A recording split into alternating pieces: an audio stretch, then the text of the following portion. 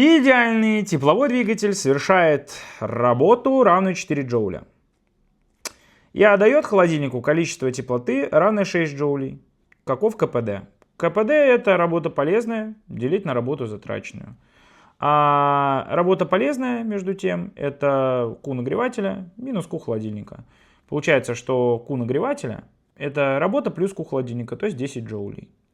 А значит, КПД — это 4 делить на 10, то есть 0,4. Ответ нас явно попросят дать в процентах. И в процентах это ответ 40. 40% наш КПД.